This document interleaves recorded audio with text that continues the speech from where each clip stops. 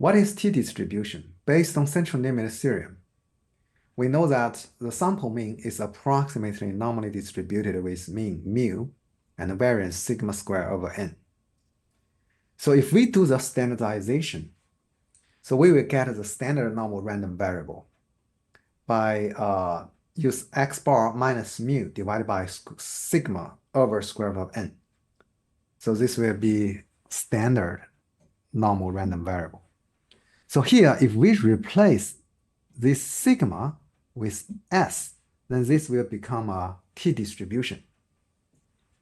Obviously, this replacement, we lost 1 degree of freedom. So that is t-distribution with n minus 1 degree of freedom. So when the sample size n increases, t-distribution is approaching the z-distribution, that is a standard normal distribution. As we can see here, t-distributions are also bell-shaped and symmetric, but have fatter tails than the normal. And we have t sample size, and that is 6. Degree of freedom is 6 minus 1 is 5. So it's fatter.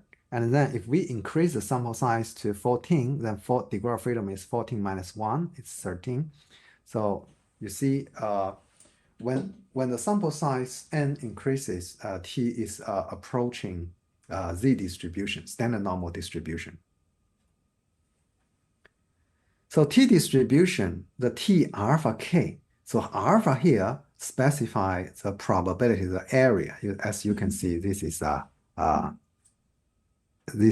area alpha. So t alpha k, k specify the degree of freedom. T alpha k is the value of t random variable with k degree of freedom, above which we find the area of probability alpha. That is the upper tail, 100 alpha percent point of the t distribution with k degree of freedom. If we know, you see here, this is a upper tail. That is a right tail, upper tail. That is t alpha k.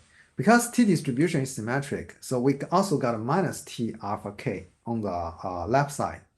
And t1 minus alpha k equals to minus t alpha k, because that's upper tail, right? So upper tail, everything to the right side of this location is 1 minus alpha, because we have, this is symmetric. We got alpha here, 1 minus alpha over here, all the way to the right of this boundary. Okay, so t1 minus alpha k equals to minus t alpha k. And t alpha k can be,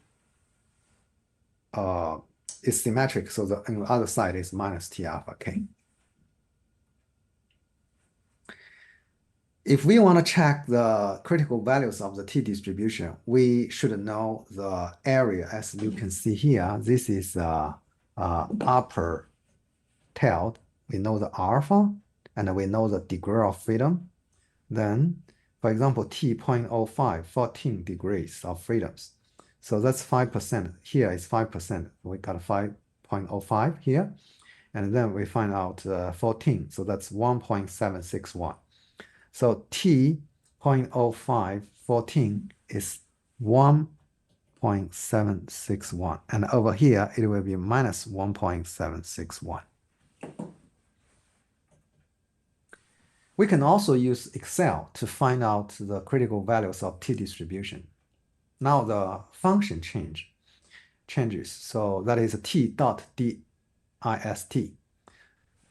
We also have the syntax, and this is x. We specify the location 1.761.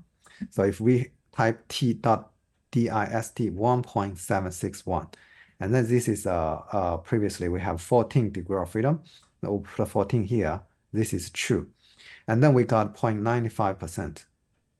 And you may ask, why this one gave 0.05? That is 5%. Why this one give us 95%? Because Excel gave us the cumulative distribution, that is the left tail, but the book actually used the upper tail, that is the right tail. So this is a 5%, and to the left side is 95%. So that's the reason why this one give us 95% but this one actually is 5% on 1.761. Because that's the left or right. Because if the right is 5%, then everything to the left is actually 95%.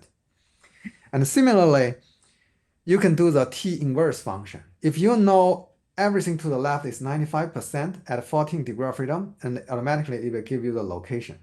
That is 1.761.